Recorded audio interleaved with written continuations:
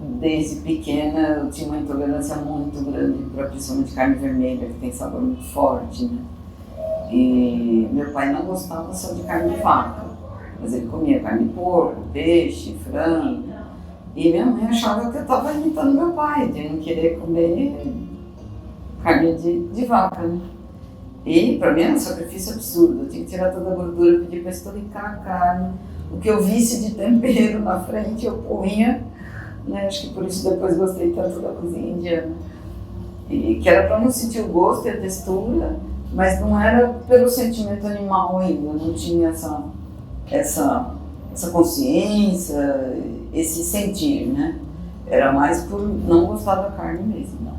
Minha mãe é extremamente carnívora, meu pai, que era caçador, caçava, mas não comia carne de caça. É o sentimento que ainda existe na humanidade de ter prazer em matar. A minha sorte é que minha mãe gostava muito de verduras e comia muitas verduras e legumes, torta, ensopado, cozidos, bolinhos, as sopas, tudo que ia. Não podia ter caldo de carne. Quando ela fazia cozido, era assim, o cozido com carne, e o cozido que desde o começo já era feito com carne, era só os legumes, a batata, azeitona, o azeite, as coisas lá, mas sem nenhuma carne, para mim. Como chamava sua mãe? Maria do Carmo. Mamãe nascida aqui em Santos também, Caiçara. E também caçula de acho que 9 filhos na época, nascida em 1923. E cheguei a conhecer a casa que ela nasceu, era lá na Constituição, lá na Vila Matias, que era onde nessa época as pessoas moravam. Estava começando a ocupação aqui na Praia de Santos, mas era como se fossem casas de veraneio, né? Que era longe, só tinha a Avenida Ana Costa e a Avenida Conselheiro Neves, que era o caminho das carroças para virem, os primeiros carrinhos estavam aparecendo, automóveis, né? E depois o bonde, que vinha até a praia. Quando ela tinha 2 anos, é que meu avô construiu uma casa na praia, aqui na Praia de Santos, e aí eles mudaram. Ela veio morar de frente para a praia com 2 anos de idade, ela sendo a caçula dos filhos todos, né? E aí foi, e ela me deixou muito ensinamento, e que ela se formou, ela estudou História Natural, que chamava na época, né? E que hoje corresponderia a um curso de Ecologia, porque ele inclui Biologia, Botânica, Zoologia e Mineralogia. É um curso bem completo. E que ela foi para São Paulo, na época a USP não era onde eu hoje, né? Era tudo. Eu sei que era ali perto da Augusta, que era a escola dela. E a irmã dela, 10 anos mais velha, foi estudar filosofia. As duas foram juntas para São Paulo. Lógico, naquela época, 2 moças de São Paulo tinha que ter uma dama de companhia, né? Não, já não é morar sozinha 2 moças em São Paulo. Aí meu avô permitiu elas indo com essa senhora, que era de confiança, para morar junto com ela. E foi lá, estudou e tudo. Ela se formou em 1948, em dezembro de 48, casou em janeiro de 49. E nunca trabalhou na profissão, né? Daí já meu primeiro irmão nasceu em novembro. E aí veio 1 ano e pouco depois veio o segundo, 3 anos depois a terceira, mais 3 anos a quarta, e por último eu 1 ano e pouco depois do 4º filho, né? Então sempre foi isso. E eu fui a única dos irmãos que estava sempre no pé da mamãe, pegava uma flor, uma coisa. Mãe, que flor é essa? Mãe, que planta é essa? Como é que é a história da família? Como é que é aqueles nomes lá estranhos? Os nomes científicos em latim, né? Ela sabia tudo, lembrava, ela nunca trabalhou, e lembrava, e fazia isso, e fazia quando era pequena, não me incomodava, hoje chama essa deixaria, a dissecação de um sapo, que ela aprendeu na faculdade, ela pegava o sapo, abria a barriga do sapo, tirava o coração batendo, hoje eu jamais conseguiria permitir que uma coisa dessa fosse feita, mas o conhecimento pela natureza, ela me ensinou muito, né? Muito das rochas, ela tinha coleção de rochas, aí com isso ela ensinava. Eu acho que foi praticamente a única filha que sempre se interessou por isso e quis saber. E com meu pai caçador, a coisa de primeiro mato, né? E aí foi, acho que as 2 sementes plantadas aqui,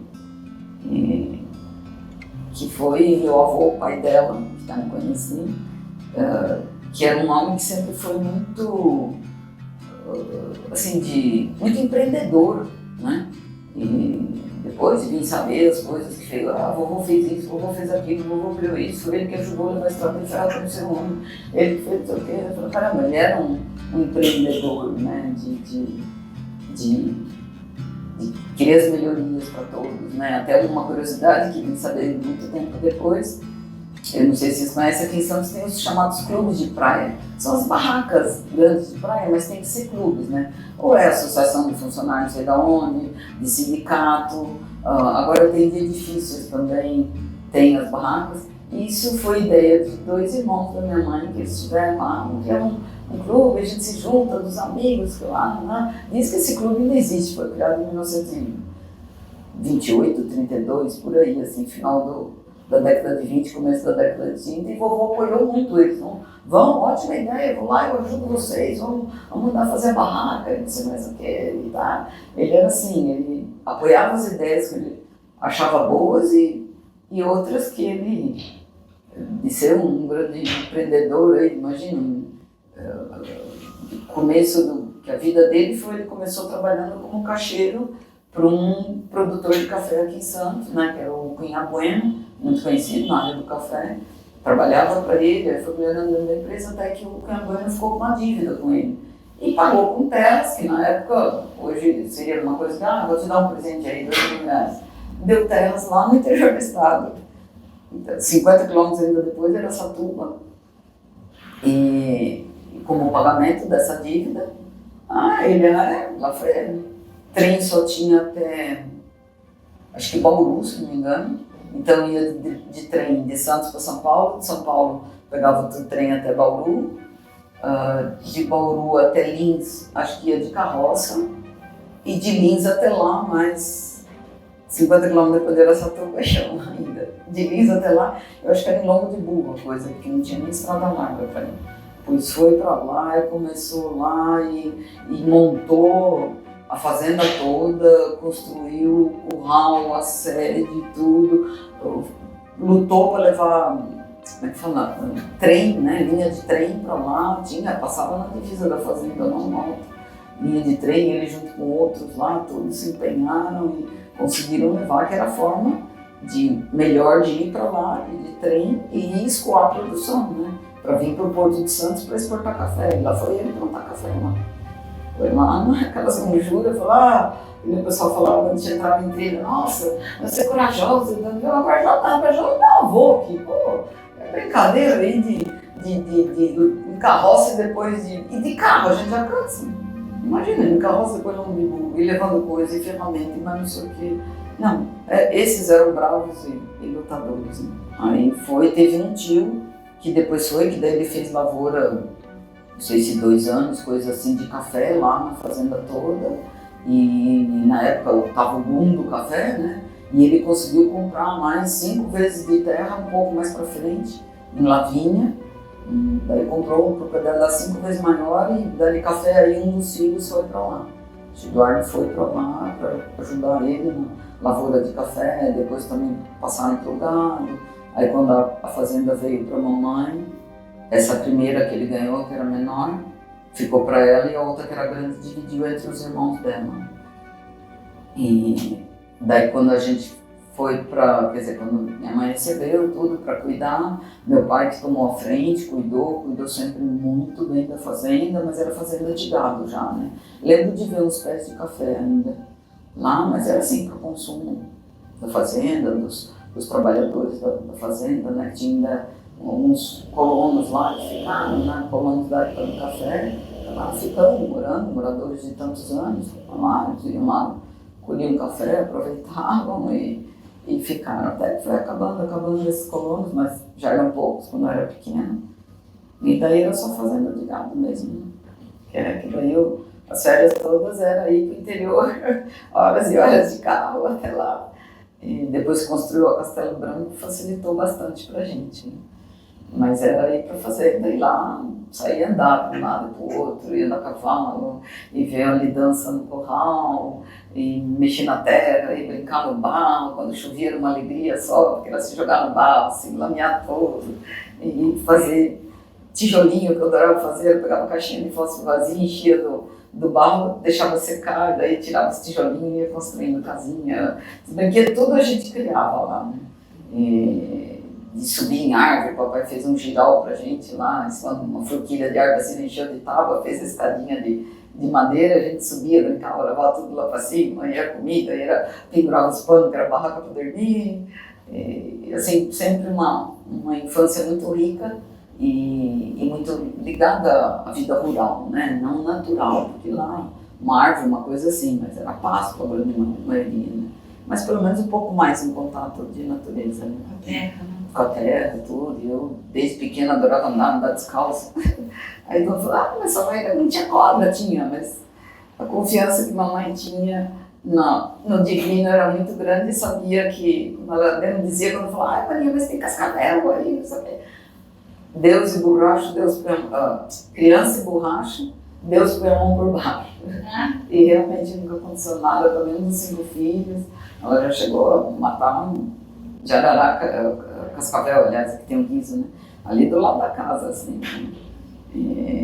Mas eu adorava andar descalço, era quase todo dia, vir com o pé com um strep no pé. Ai, vai lá, e cutuca. Ai, que dói, ficar quieta, que sair descalça, agora aguenta. Ela tá aprendendo quanto que é um strep no pé. E aí? Ela só melhorava, saia de novo descalça de chinelinha havaiana. Lá andar pelos pastos e tudo, e a cavalo. Era uma delícia, a gente contava os dias para chegar às férias, para ir para o interior, porque lá a liberdade total, né? Embora que naquela época a gente morava em casa ainda, mas até liberdade para criança era outra coisa. Né? E adorava fazer junto com a minha mãe o processo do leite, né? Desde pegar o leite lá do tambor que vinha, a gente levava lá que chamava quartinho do leite, era uma salinha toda azulejada até o teto, a gente deixava o sapato fora, punha o chinelinho ali dentro, lavava a mão, e aí ia desnatar leite, com o leite desnatado fazia ricota, fazia um doce lá que ela fazia, não lembro o nome, e com o creme do leite, aí tinha uma batedeira manual lá que ela punha a gente para fazer isso, para bater e virar manteiga, né? Quando era bastante, quando fazia isso, desnatava o leite, aí saía bastante nata, aí valia a pena pôr na batedeira e para fazer leite, e depois do leite sem ser desnatado, leite puro, aí o processo de fazer o queijo fresco, o queijo branco que a gente chama, né? O meia cura depois dele, aí depois do meia cura dá para vir a mussarela, depois a mussarela seria, ela defumada seria o provolone, mas isso nunca fez, porque a gente não conhecia, não sabia a técnica de defumação, né? Mas até mussarela a gente ia, e depois os doces de leite, né? Que a gente achava maravilhoso. Doce de colher, doce de rapadurinha de leite. E eu adorava isso, de participar dessa confecção do processo, ver a transformação do leite em todas essas fases dele, né? Coalhada também, uma delícia, coalhada. Sempre na casa dela não faltava compota, tinha assim, quando ela falava, ai, não tem doce, tinha umas 2, 3 compotas, pelo menos, na geladeira. Ela tinha ambrosia? Isso é ambrosia. Ai, eu adoro. Ambrosia e ovos nevados, como eu gostava. Depois ali fui tirando ovos, assim, já nunca muitos e muitos anos que esses ovos nevados que não como. Tem uma mistura, assim, né? Acho que em termos de rigidez, de rispidez e coisa, meu pai, ele era muito assim, muito enérgico com a gente. Pode, não pode. Existe o jeito dele e o errado, acabou. E um pouco disso, acho que quase todos os filhos pegaram dele, esse jeito assim. E da mamãe, peguei muito esse amor pela natureza, tanto é que gostava muito, depois dela já mais velha, depois que eu já tinha começado a arpia, de ir lá para casa deles e a gente assistir juntas. esses documentários da National Geographic, do Animal Planet. Eu ficava perguntando e ela explicando, e eu falando, olha, mas que interessante isso, aquilo, isso o animal percebeu, ele sentiu, era mais pelo conhecimento científico, e eu pela adoração pelos animais mesmo, né? Então era muito gostoso esses momentos com ela, de assistir esses documentários de natureza, ver a vida natural como é, né? E ali ela sempre me ensinando, falando, essa planta é por causa disso, é da família tal, porque cresce em ambiente assim, né? E de rochas, informação de rochas, e de tipo de solo, como é que é, né? Ela tinha muito a ensinar.